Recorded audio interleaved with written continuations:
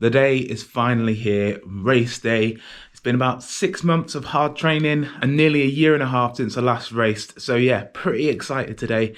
The race is not until 8 p.m. tonight, so this morning I'm going to head out on a pre-race ride. Bit of an opportunity to loosen up the legs and check over the bike. I did head out last night and it was making a few noises, so I've changed a few things and hopefully that's done the trick.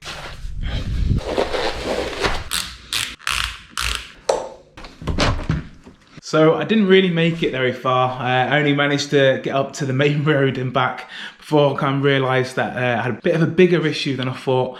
And after playing around and testing one by one which kind of thing where the noise could be coming from, it turned out it was a bottom bracket. Luckily I had a spare bottom bracket in the cupboard, so quickly switched that out. But then had to jump on. I had a lot of work to do today, so I had some calls and some stuff to do. So it's now coming up to, it's just past 5 o'clock in the evening. My bag's packed. Gonna head over to the track in a minute, see if I can catch some of the races before. I know there's a number of Alba Rosa members in the earlier races, so I want to make sure that they're all sorted, because for a number of them it's their first ever race.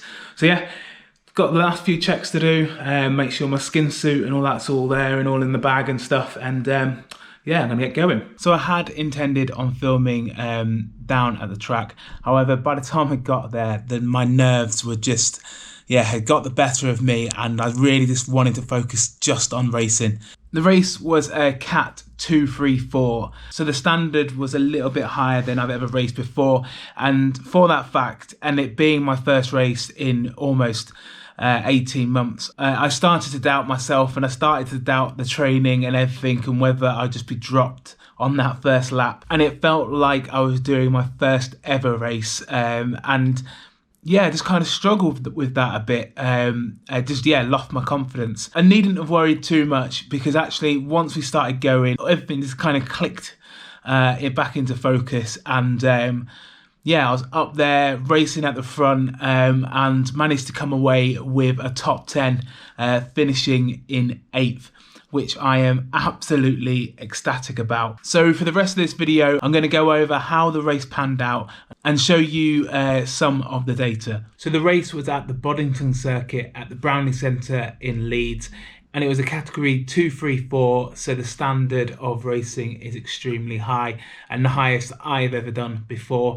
The circuit is 1.6 kilometers long, and as I've talked about in previous videos, it features a climb around about 4% for about 30 seconds, which then leads into a hairpin, which often you sprint out of and then downhill. So that section is pretty difficult each lap. My main goals for going into the race were just to kind of get round in the bunch. So I kind of had a goal of trying to be in this kind of top 15 guys going up the hill every lap, which meant I didn't have to sprint as much coming out of that hairpin corner. And then if I was feeling fresh and I was still in the bunch towards the end, try and move up into kind of the top 5 positions, going into that second to last corner. So I'd put myself in a good position for the sprint. For the whole race, I had a normalised power of 376 watts and a max power of 1,463. But that doesn't really tell the full picture, as a kind of race was kind of split into 3 distinct parts. The first part was the first 3 laps, where there was the brake kind of really established itself. And in the first 3 laps, I had a normalised power of 400 watts, averaging 372. And in this part of the race, I was just determined to kind of stay up the front and make sure that the right type of brake went away. In the end, it was a solo breakaway, and the guy George Pedden averaging a stupidly high amount of watts, and just soloed away, nearly lapping the field in the process. And behind that, it was kind of a separate race with 1s or 2s going off the front, trying to bridge over to that breakaway. However, there was enough people in the peloton wanting to bring that back. After those first initial 3 laps, it started to settle down as the kind of peloton realised that brake had pretty much gone.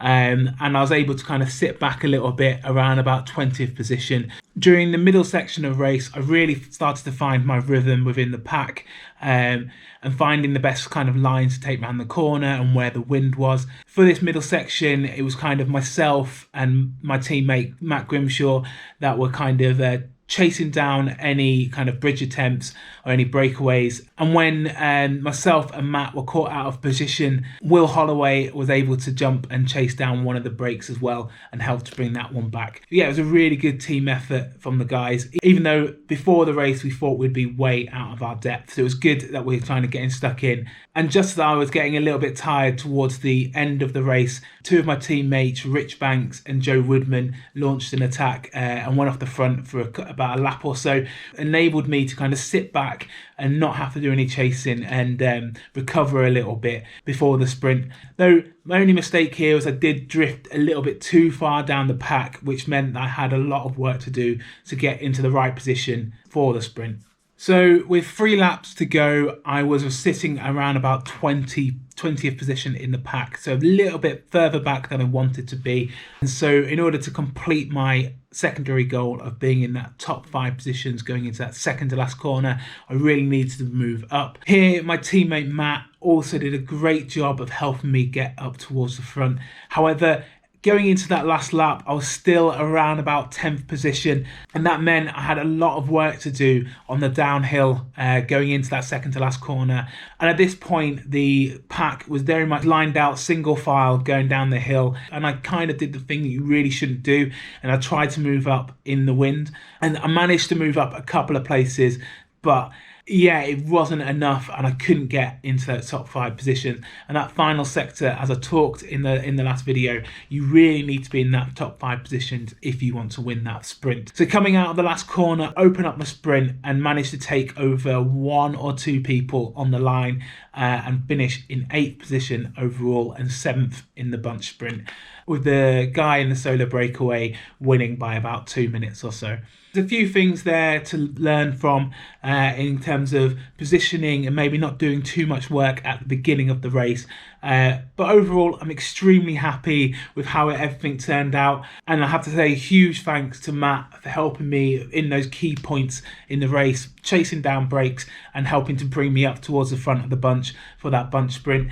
I have 2 races this week, one over in Lancashire on a track I've never done before, and one down in Derbyshire on one of my favourite tracks to race. These races are category 3-4, so they should be a bit easier on the legs. However, that's never guaranteed. Thanks for watching. Don't forget to like and subscribe, and I'll see you in the next video.